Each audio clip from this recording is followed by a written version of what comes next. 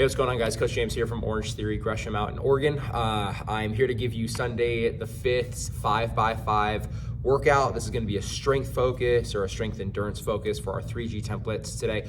That being said, kind of diving into that 3G first. Beginning on the treadmills, they'll have 5 rounds to complete a 2.5 minute tread for distance. Now, of course, with it being a strength focus day, inclines are going to be worked in. So we're going to be starting at 5% for our first tread for distance. Power walkers will always have that or greater option, but it might be a good day to encourage your power walkers to maybe focus on picking up speed as well and maybe hovering in that 5% range. Either way, they'll get 2.5 minutes to get as far as they can before a 30-second walking recovery. It's going to be relatively fast turnaround between their rounds today, only 30 seconds to bring it to the flat roads, a couple of deep breaths in and out, and then they're going to be right back on their hill.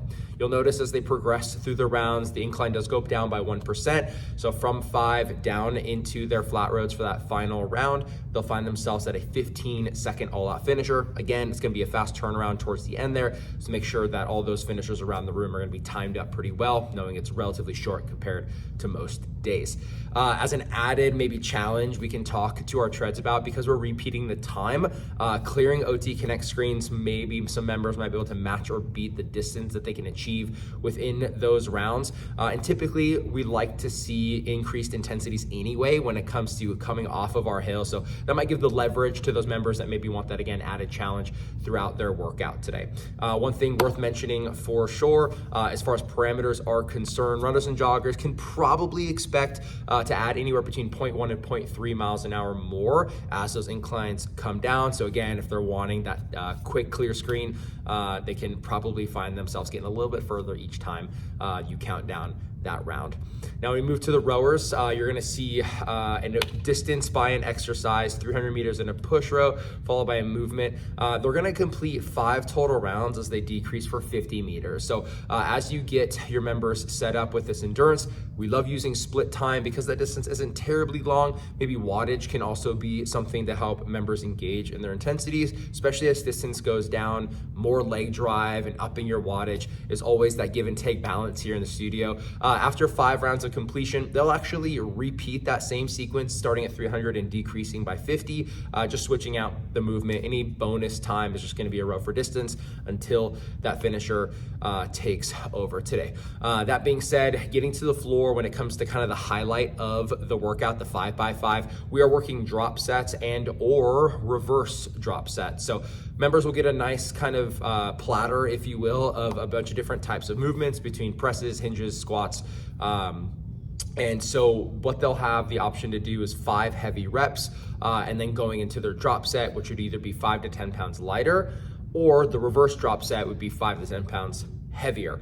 So giving them the option as they get through their rounds, they'll have the chance to have 2 different sets of weights for the same movement as they complete today. So a couple things worth mentioning. Obviously strength, we want something on the heavier side, but when it comes to the reverse drop set, 5 to 10 pounds is all you need to collect a handful more that will turn into an AMRAP. If they decide on the reverse drop set where they add weight, you can communicate to members, hey, don't expect to get much more. We're already pushing the limit in that 5 rep range initially. So going heavier, you're not necessarily going to get more reps out of it. So making sure that members are aware of their weight selections, and when they have them, making those choices that they may not be able to squeeze out more, although their CNS will definitely be firing for sure with as many reps as they can get in. Because of the nature of those fast turnarounds within the treadmill timing, it is imperative that you do a full demo when it comes to the floor. So you'll see a nice little green bar across the template when you read it the day before or the morning of. You'll want to do a full class setup for those weight blocks, because the transition is going to be fairly quick within those kind of 30-second parameters of this is what we talked about as a reminder, and then launch them right back in. Now that's the 3G setup. The 2G is going to be pretty darn similar. Of course, there's no rowing, so the endurance is kind of taken out. It's just the strength focus. Whereas the treads have a 3-minute and 45 tread for distance, they'll still go through 5 rounds, and the inclines are going to be the same, starting at 5%, 1 less each time. And again, added challenge with clearing screens, picking up the pace a little bit, or increasing that or greater option incline for our power walkers. The weight floor side is going to see the same setup. Of course, in this case, you don't need to do a full demo of the floor blocks. You'll have ample time, 1:15 in between blocks for treadmills and weight floor, so that you can set them up for success with with their drop set or reverse drop set, and then forecast the treads. Hey, going 1% less to see if you can pick things up a little bit more.